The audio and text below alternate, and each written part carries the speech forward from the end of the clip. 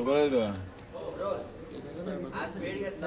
आज आपण वैष्णवीचे जे आई वडील आहे, त्यांचं कुटुंब आहे, त्यांच्याची मी भेट घेतलेली आहे आणि त्यांच्याकडून मला जी माहिती मिळालेली आहे त्या माहितीमध्ये वैष्णवीची आत्महत्या नसू, ती हत्याच आहे अशा पद्धतीची भूमिका किंवा अशा पद्धतीची माहिती त्यांच्या आई वडिलांनी दिलेली आहे. आणि त्यांनी तिच्या अंगावर मारहाणीचे जे डाग आहे, मारहाणीचे जे खुणा आहे, त्या सुद्धा त्यांच्या आई वडिलांनी मला दाखवलेले आहे. DCP आपले गायकवाड जे आहे त्यांच्याशी मी बोललेलो आहे आणि त्यांनी आपल्याला चांगलं सहकार्य केलेलं आहे असंही त्यांच्या आई वडिलांनी सांगितलेलं आहे. पण आपली मागणी अशी आहे की वैष्णवीची जे आत्महत्या नसून ती हत्याच आहे आणि त्यामुळे 304 जो गुन्हा लावलेला आहे त्याऐवजी त्या लोकांवर 302चा गुन्हा लावला पाहिजे, खुनाचा गुन्हा लावला पाहिजे अशा पद्धतीची आपली सूचना आहे.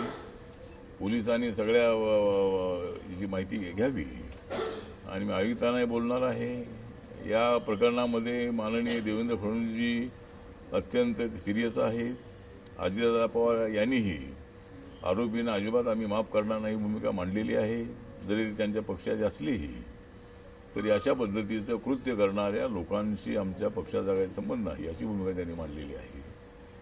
त्यामुळे मला असं वाटतं की महाराष्ट्रामध्ये, देशामध्ये अशा पद्धतीनं मुलींचा छळ करणं आणि ही तर या दोघांची ओळख होती. त्या मुलगा जो आहे त्या मुलाची आणि मुलीची ओळख होती. त्या ओळखीतून हे लग्न झालं. वडिलांचं म्हणणं असंही ऐकायला मिळालं की आम्ही काय या लग्नासाठी उत्सुक नव्हतो, पण मुलीचा आग्रह होता की माझी त्याची ओळख आहे आणि मला त्याच्याबरोबर लग्न करायचं आहे. तर असं असताना सुद्धा त्या ठिकाणी त्यांच्या कुटुंबियांनी तिला फार त्रास दिलेला आहे. त्या त्रासातून ती एकदम फ्रस्ट्रेट होती आणि तिला मारहाण झाल्याचं स्पष्ट दिसतंय आणि त्यामुळं या प्रकरणामध्ये खुनाचा गुन्हा लावला पाहिजे अशा पद्धतीची माझी सामाजिक न्याय आणि अधिकार मंत्रालयाचा राज्यमंत्री म्हणून, रिपब्लिकन पक्षाचा अध्यक्ष म्हणून माझी मागणी अशी आहे की या लोकांवरती 302चा गुन्हा लावला पाहिजे अशी आपली मागणी आहे. महाराष्ट्रामध्ये महिलांवरील अत्याचार वाढत आहेत का? दुसरीकडे जर बघितलं तर सगळं प्रकरण महिला आयोगाच्या ज्या जागा रिक्त आहेत त्याही भरल्या गेल्या नाहीत आणि महिला आयोगाचं सातत्याने महिला अत्याचारासंदर्भात दुर्लक्ष होत आहे असं एक आरोप होताना दिसतोय. तुम्ही काय सूचना या निमित्ताने?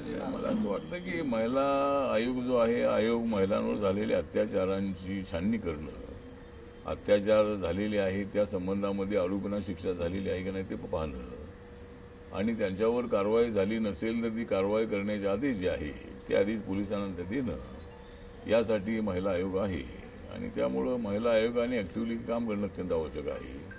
ही गोष्ट खरी आहे की महिलांवरचे अत्याचार वाढलेले आहेत, महिलांना त्रास देण्याचा प्रयत्न होत आहे आणि अमानुष अशा पद्धतीची जी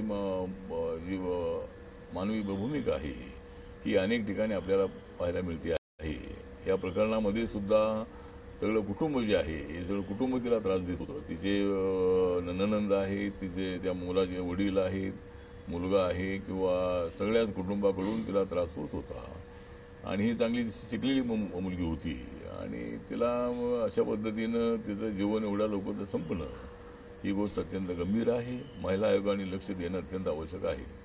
आगवणे कुटुंबाला ज्याचं पाठबळ आता हे हिंदीमध्ये तुझं झालं.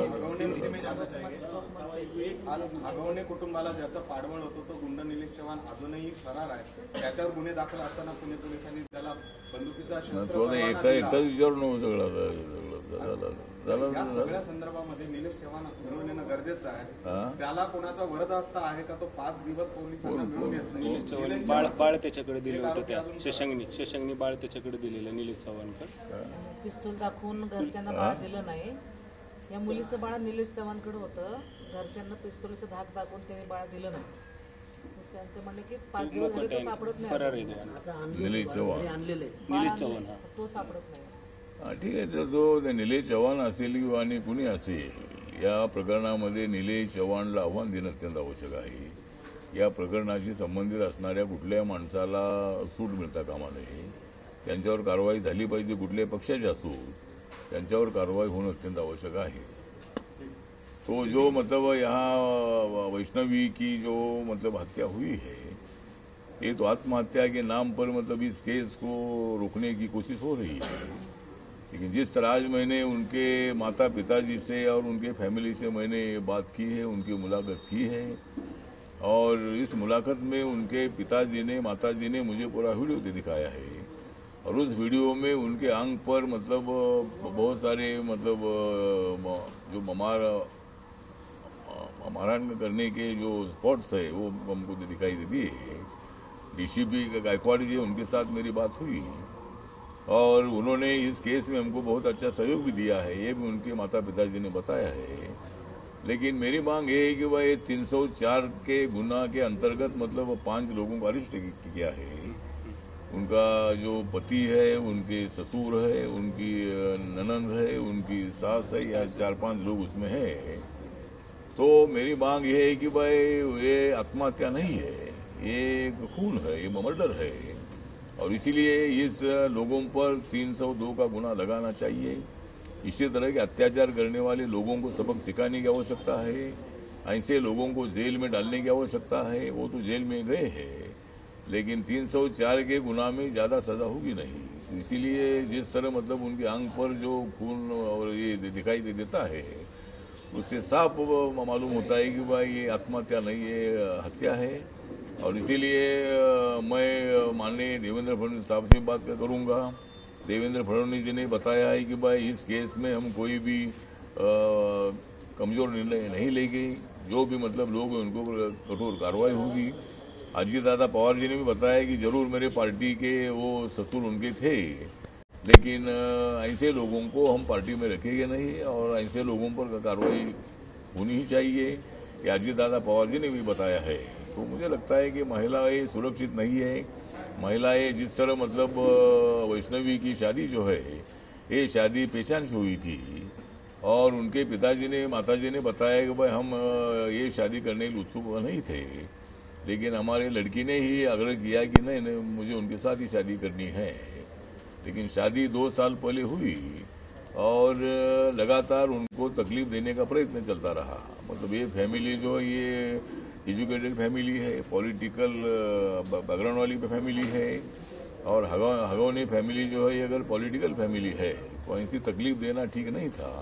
लेकिन उनको बहुत बड़ी तकलीफ दी गई, उनको बहुत बड़ा उनके ऊपर हमला करने का प्रयत्न हुआ, और इसीलिए मतलब ये आत्महत्या नहीं है तो ये हत्या है। और हत्या का गुना जो है 302 का जो कलम है इनके ऊपर लगाना चाहिए। मैं माननीय देवेंद्र फडणवीस जी से बात करूंगा, और जो पिंपरी चिंचवड के कमिश्नर है उनसे मैं बात करूंगा, पुलिस कमिश्नर, और ये गुना जो है मर्डर का लगाना चाहिए। ये मेरे पार्टी की तरफ से मेरी मांग है।